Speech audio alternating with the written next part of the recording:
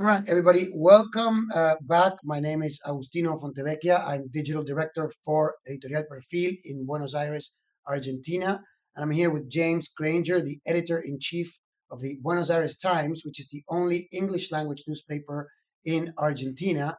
And we are here to try to break down what is one of the most scandalous corruption accusations or trials, actually, right now, that is going on and is shocking the Argentine political ecosystem. And at the center of it is, as usual, the former president, Cristina Fernandez de Kirchner. In Spanish, it's called the Causa Cuadernos, which we love to translate, James, right? So we call it the corruption notebooks scandal, I believe. Yeah, Cuadernos de las Coimas. I mean, say corruption notebooks, I guess, more or less.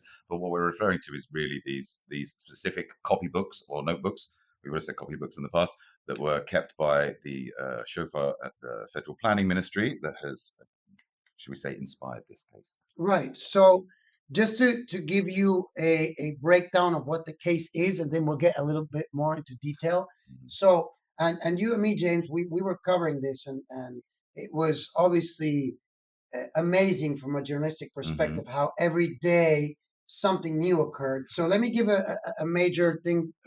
So we have 19 people are being accused in what is a oral trial in Argentina. First, you have an accusation that is led by a judge and a prosecutor, Mhm. and then that is elevated to oral trial. So this Mhm. is the actual trial. Yep. Um, 19 former officials of the Mhm. Kirchner government and 65 businessmen. So, what are they accused of?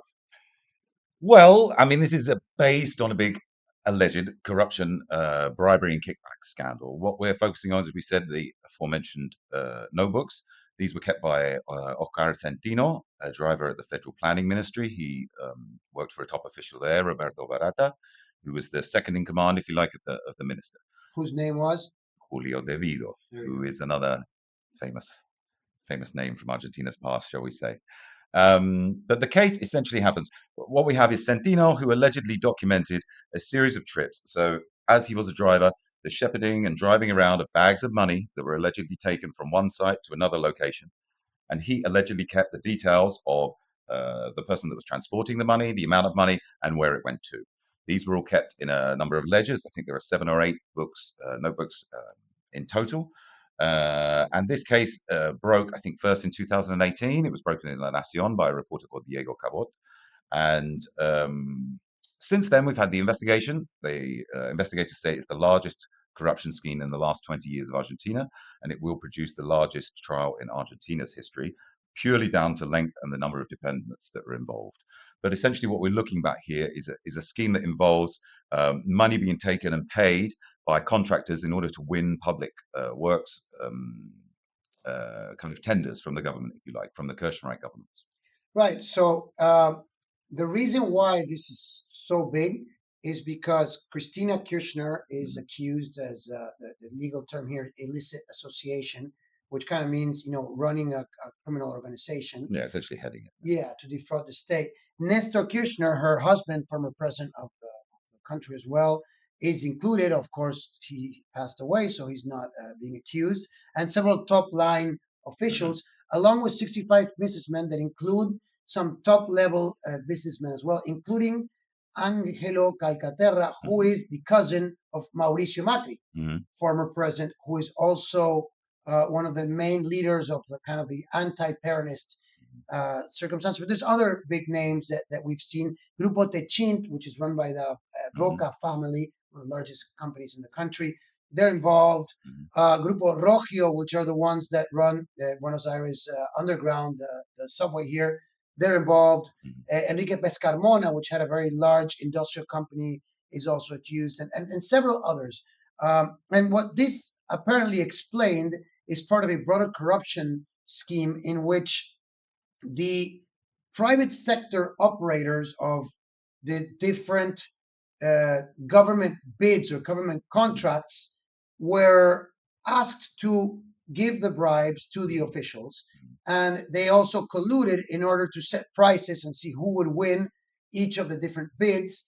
And they actually are said to have included the cost of the bribe in their bids in order to win the processes. So the only case that we have seen up to now in Argentina where both the private sector and the public sector is accused. And James, let me ask you outside of our script, it connects real well with the Lava Jato case in Brazil, right? Yes. Yes, the one that's surrounding Odebrecht. I mean, I think what you can see from this is, you know, we had similar cases with Vialidad, which is another case against Cristina. A lot of this is focused on construction and public works, right? So the same thing that involves with Brazil. And the court proceedings here, there's 4 lines of accusations written down here: cartelization of public works, irregular awarding of road and railway contracts, and unlawful fundraising activities. So kickbacks, bribes, schemery. But what we could say is this is not an unfamiliar thing in Latin America, right? This is something that happens in other countries as well. We've seen these types of schemes before. That's why I mentioned Lava Jato, right? Because it's a very similar type of For sure, but Lava accusation. Jato also went into, was it Peru as well? I think there are other countries that were touched there Argentina as as well. well. But, well, we could say that that never quite come to fruition, that line of It's investigation. stuck in the legal investigation, but it's all the same players. They're all Sure, accused. sure. I think what's interesting to say here is you were talking about private and public sector. We're also involving people that here that were the heads of the construction chambers and stuff like this. So it really shows how much these things can kind of what the level of depth that they can go into society. Essentially, that's what we're talking about. And I think, if I may, one of Mhm. the main reasons why this is so relevant is because the corruption has been one of the major issues in Latin America and throughout the world, right? In terms of Sure. governance and even in terms of economic development. Mhm. And the reason why this scheme supposedly existed Mhm. or started initially was to finance the political career and aspirations of the Kirchners, Mhm. right? So supposedly, Nestor Kirchner put together this scheme of corruption in order to finance this political machine, which went Mhm. from unknown governor from the Patagonian province of Santa Cruz Mhm. to political hegemony, and so one of the most relevant political groups in the country. Mhm. And at one point during the investigation, I don't know if you remember, when Nestor Kirchner died, the information came out that apparently Christina Kirchner Mhm. wasn't fully aware of all the different lines of sort of income generation that was supposedly used for Income campaigning, generation. and she had to call in a bunch of these people involved and say, "What do you have?" Mm. And in this case, at one point, she actually told him to stop, Mm. apparently. Mm. And then she told him to start once again when she went for re-election Mm. after Nestor's passing. So it really goes to the essence of how politics is done in Argentina. For sure. I think we can insert the word allegedly there as well, right? It's quite important to say here that the former president, Cristina Fernandez de Kirchner, denies these allegations against her. She says they're a plot of political and judicial persecution. And she's linked this to the idea of lawfare, right? Which is something that we've had come up in the region over and over again. The idea of politicians in power gearing the courts towards their enemies in their opposition. So I think at this juncture, maybe we should talk about some of the doubts of the case, right? Yeah, At the same sure. time. I mean, she denies that she personally was aware, Yes. not that it happened, Hmm. right? Yes, and I think we have not gone through the entire trial, but there is not a kind of smoking gun that's been dropped here, like a message from Christina that's been dropped in isolation saying, oh, yes, go and do this and go and do that. I think the point is, as you could say about Vielida and the previous cases against her as well, is the idea that she must have known. Right? That's one of the things that we're working with here. The other thing we should talk about as well is some of those business people have turned whistleblowers, right? Right. And so there is the idea of these people trying to perhaps shave time off their sentences or try to avoid convictions and these type of things, striking deals um, in order to make their life easier, if you Right, like. right. A plea deal with the prosecution. So it's very interesting. The judge and the prosecutor that had the Mm, case, they very clearly had an obsession with Christina Kirchner, yes. right? And Claudio Bonadillo, Was on record as saying she should be jailed, but correct, yet being the judge leading the case. And I think this is why it's important for Argentina to talk about this, because this is a common thing. right. And during the procedures, when they started sort of mimicking the process that we were seeing in Brazil during Lava Jato, Mm, they realized that the way into the investigation was through the businessmen that paid the yes, bribes. And exactly. so what they did was that they arrested them preemptively Mm, and then they interrogated them. And now many of them are saying that they were forced under pressure mm, to accuse Christina Kirchner and accuse some of these officials mm, when they weren't really. sure that these were accusations. What they were saying, and they tried to bring this up in the case, was that these were campaign donations. Contributions. Right. And one thing in defense of that argument is that all of these were supposed to be filmed, and none of them were. These interrogations under duress or so. So there are a lot of controversies, and you mentioned before, we didn't go too much into depth. There's even questioning about whether the documents are genuine, right? Yes, exactly. I think this is one of the questions. I did a little exercise before going through Página 12 and La Nación, right? Bit by bit. So Página 12 would be pro Cristina, if you like, and La Nación being very anti. La Nación were the first newspaper outlet to publish images of these books, not just, but they have been subject to handwriting analysis, which has found overwritings, amendments, deletions in the records that don't come in the original handwriting, right? At the same time, Centino, the driver himself, said that some of the notebooks were burnt, but they seem to have reappeared over time as well. And there are questions about the chain of custody, right? How did they get to Cabot in the first place as well? The custody of those types of stories as well. So there are definitely doubts about this case. And I think that's one of the things to emphasize. I think if we're moving towards the idea of this is, why is it important, right? What does it tell us about Argentina today? Well, I think the idea that this is still going on, it shows us how important Cristina is still, directly to our day-to-day politics, the fact that this is going to dominate a lot of time. But this is a case that's going to go on a really long time. The initial accusation is more than 600 pages. They read out a quarter of it in the third hearing. So that means the next 4 weeks hearing, that's one hearing a week, every Thursday, I think, or every Wednesday perhaps, sorry, for the next 4 weeks, it's going to take 4 sessions just to read out the indictment. Right. And there's another thing that also points as to how inefficient the system is here. That is, first of all, it's a virtual trial. Yes. So it's like remote. So Yeah. they're doing it on Zoom. I believe the actual platform is Zoom. Hang on. The idea, their defense for this is saying that they do not have a courtroom large enough to include all the defendants, all their lawyers, and everyone that's involved in the trial, which is true. which is probably true. Yeah. I think the thing is obviously the current government here wants to see Cristina turn up at court on the day. So that's already kind of messed up, right? And then second, with this kind of trial, holding one hearing a week, Yes. particularly at this stage, Yes. it's kind of ridiculous when you're just reading the accusations. Okay, there's so many corruption accusations that it goes on for I don't know how many hours. And let's emphasize as well that quite a lot of these people are definitely over the age of 60, right? So this is a long process that's going to be going on for a long time.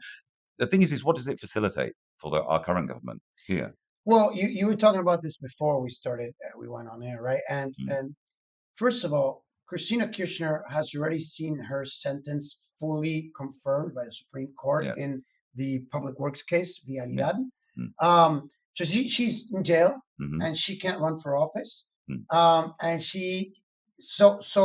and society has already decided, in a majority proportion, that she's corrupt and that this happened. Yes. So you either believe it's a corrupt or it's a total stitch up. There's kind of nothing in between. Right. So this helps the current government kind of, the Milei administration kind of point the finger and continue to say, see, this is all their fault. But I guess there's not that many more political points to win, right? No, but I think not only does it keep her in the public imagination and keep her going on, but it also gives them a chance to show what they are not. Right? Now, it's safe to say in the last few months we've had a few corruption issues crop up for the Milei government, perhaps make some uncomfortable headlines, but a massive, huge, great corruption scheme, allowing yourself to define yourself against that, I think is very useful for them. It's purpose hugely. Yeah. And it doesn't just look like Cristina, we are increasingly seeing that this is, they're trying to make it a Peronist thing entirely. And I think it makes the opposition look dirty. That's what they think. Yeah. It's functional for them. No, that's true. I think from a journalistic standpoint, I have no doubts that the Milei administration is absolutely corrupt, that Javier Milei knew about the Libra crypto scandal, that his sister's involved. This can't be another stream. Expert, was financed by an accused drug trafficker that was just extradited to the U.S. That the Menems had these pretty shady dealings with entities they controlled or they influenced, etc. But this level of corruption of the Kirchner government, they were in power for 12 years, is at another scale. I mean, you could call the Milei administration amateurs in their corrupt capacity next to what the Kirchner administration is accused of and technically has been proven of. So I agree with you. It's always helpful for them to point at the finger. At the same time, just again, Yeah, it's not like the judicial process started under them, but it is functional. yeah. And no, and I was going to say, at this stage, any accusation against the Milei administration kind of just slips off Mm. because of where we're at. But back to the trial, I think another important point that we didn't mention is the proximity of Mauricio Macri, right? Mm. Because we have his cousin, Mhm. Angelo Calcaterra, Mm. who ran IEXA, which was a construction company that's part of the Macri family Mm. group. Um, and a lot of these accusations occurred under the Macri administration, right? The investigations occurred under the Macri The administration. investigation, yes. What they're talking about, the cases that are being judged, go from 2003 to 2015. Yeah, and no, but the investigations, right? And what I would say is, I have no doubts that lawfare exists and Yeah. that the courts in Argentina and even in the United States Mm. and the majority of Latin America are politically aligned. Mm. That doesn't take away from the fact that this seems pretty explicit. Quick question. Mm. Lava Jato clearly demonstrated the Lula government was absolutely corrupt on its levels, and Mm. Lula was seen as his crook. And now, Mm. because he was persecuted by lawfare Mhm. and actually found guilty by a very small accusation, ultimately he came out and now he's a statesman in Brazil, Mm. right? And to the world, to many Yeah. people. Don't think Christina has that opportunity, does she? I don't think she has that opportunity, but I think it tells us a lot about corruption in general, right? The Trump administration is corrupt. There's no doubt about that. Yeah. I think the question is how much people would say fumare here, right? I mean, how much do people take? Tolerate. Yeah, tolerate. That's the word. Uh, if the economy is going well, if everything is going well in general, people will tolerate a level of corruption. I think that you could you think you could quite fairly state that about most democracies in the world, I guess. Bit unfair maybe to apply it to dictators or whatever. Um, and I think we could argue the same about Millet right now, right in Absolutely. this measure. I think you could say that about Trump. I think Christina, we could have that debate and argument if you want, but I think there are many people who would say that there was corruption during the Macri administration as well. No one's squeaky clean, are they? No, absolutely not. Well, I hope that you guys enjoyed this conversation. I'm going to try to keep it going, and thanks a lot for your time. Thank you, James. No worries. Thank you, sir.